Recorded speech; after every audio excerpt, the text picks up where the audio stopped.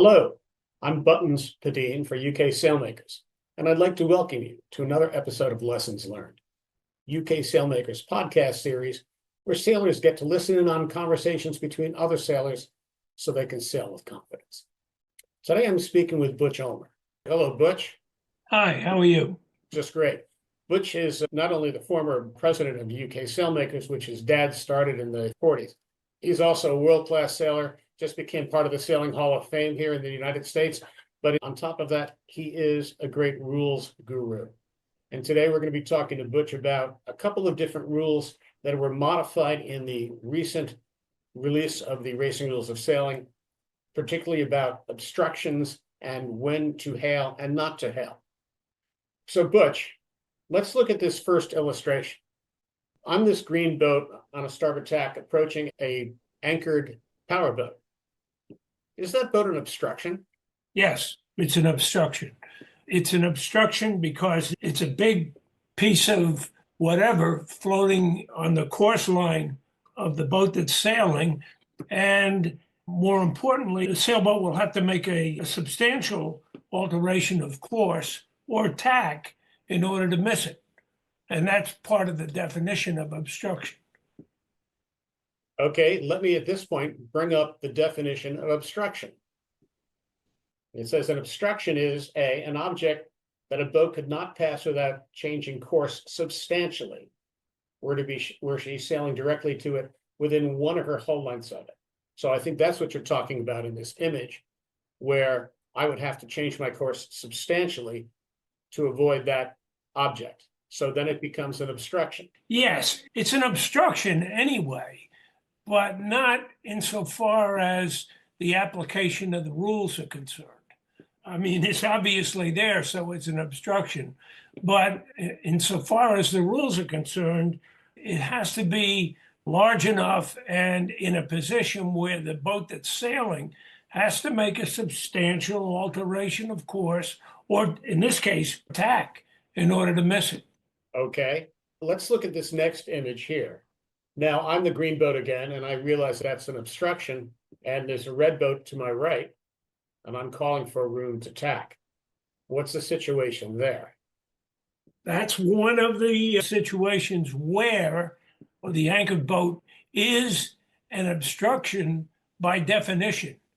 And when that situation arises, the leeward boat, in this case, boat number one, is allowed to hail another boat on the same tack for room to tack. Okay, but let me ask you a question. In this situation, the green boat to leeward, is that a substantial alteration to miss that obstruction? Yeah, it would be. Sure. To turn, she'd have to turn enough to miss the stern of the anchored boat. And in that case, it would be probably a 75-degree turn. Yeah, she'd have to turn substantially to miss it. And she'd be lucky if she could. If there was any velocity in the wind, it would be a dangerous maneuver. I am the leeward boat, and I'm hailing room to tack. Talk to me about that. In accordance with the new rules, first of all, to make that hail, you've got to use those words. The verbiage you use for your hail must include room to tack. And then, of course, you've got to be loud enough to make sure that they hear you. And that's, of course, one of the dangers of a situation like this. If it's blowing hard, it's very difficult with all the other noise you're getting on a sailboat to hail and make sure it is heard by another boat. And she can't tack and then hail. She's got to hail so that two tacks and gets out of the way. Otherwise, you're going to have a collision. Okay, so I'm the leeward boat, you're the windward boat. I hail room to tack. What is your response? There are two possible responses. One is you tack. And at that point, it becomes my obligation to give you room to tack and keep clear of me.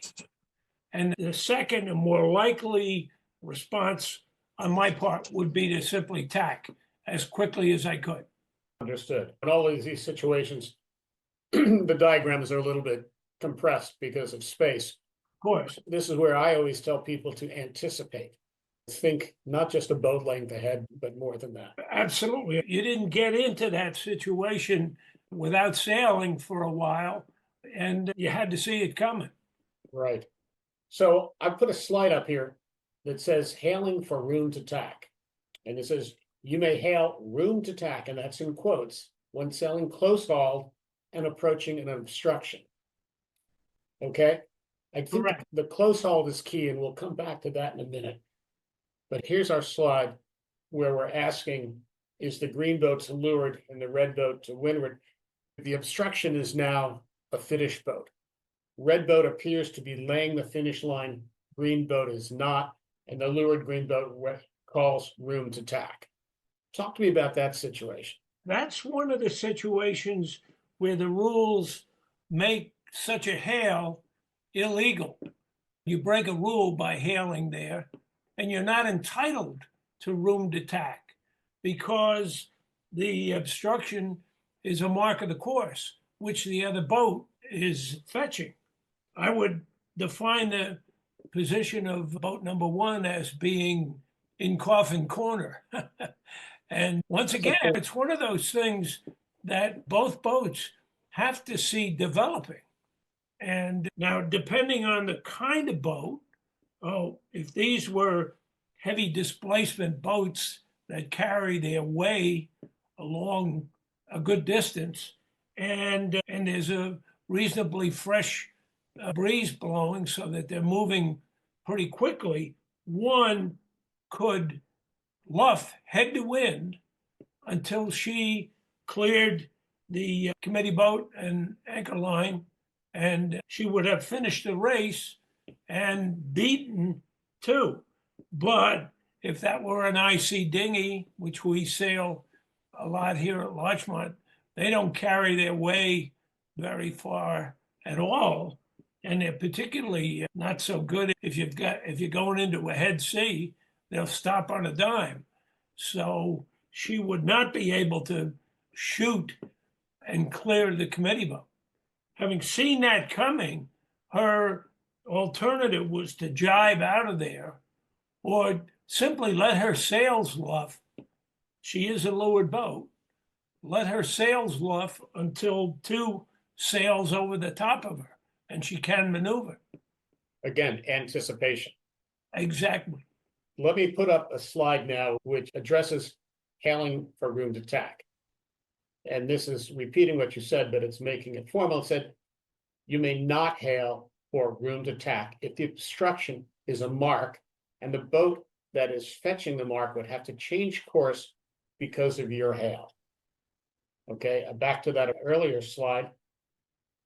It is fetching the course or fetching the finish line.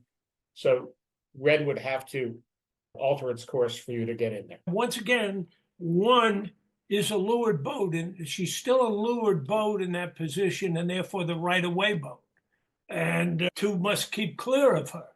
So she could luff head to wind, and two, being the windward boat, would have to keep clear of her and sail over the top of her. Okay. Anticipation is the first thing. Second thing, she could have bailed out. Third thing, if she's got a heavy enough boat, she can slide up there. First off, hailing for room to tack there, it's a protestable offense. Exactly. And were she to force red to tack, then she has broken the rules again. Let me touch on that again. If she luffs head to wind, but does not go past head to wind, she remains a leeward boat, and two must keep clear of her. And if two has to tack because she's falling down on the leeward boat, that's two's problem. That's a situation where one has all the rights in the world to luff and to stop there as a leeward boat if she can avoid blowing down onto the committee boat. But she can't hail for room to tack. And if she hails for room to tack, she has broken the rules. Thank you. Let me look at this last example here. Okay, so Butch, here's a situation where two boats are reaching across the starting line on Port Tack, and they're approaching a third boat, number 3, which is close hauled on starboard tack. The leading boat of the pair, number 2, the red one, calls for room to tack. So Butch, what are we seeing in this situation here? Well, what we're really seeing is a port-starboard situation where two port tack boats are approaching a starboard tack boat, and they have to keep clear. And the question is, the forward leeward port tack boat allowed to hail for room to tack? And the answer is no, she cannot hail for room to tack because neither of them are sailing close haul. So it's very simply a port starboard situation where if one wants to tack, he can, but more than likely, both of them would end up bearing off and sailing astern of the starboard tack boat here. Technically speaking, though, is the starboard tack boat an obstruction? Yes, it's an obstruction because both port tack boats have to keep clear. Okay, so I'm going to put up this slide now. It says, hailing for room to tack. You may hail for room to tack when sailing close hauled and approaching an obstruction. Cool. Butch, thanks ever so much for joining us. Thanks for everything you've given this sport and to UK Sailmakers. And thanks for helping us be a little smarter and helping us learn a few more lessons. I hope. think we'll come back in a couple of weeks and do a follow-up of this because there are more rules that need explanations. It would be my pleasure. Thank you. Thanks for joining another episode of UK Sailmakers Lessons Learned. You can access the full Lessons Learned library in the how-to section of uksailmakers.com. Episodes are also available on our streaming channel, as well as Spotify, Apple Podcasts, and Amazon Music. For UK Sailmakers, I'm Buttons Padin, and I hope this lesson learned will help you sail with confidence.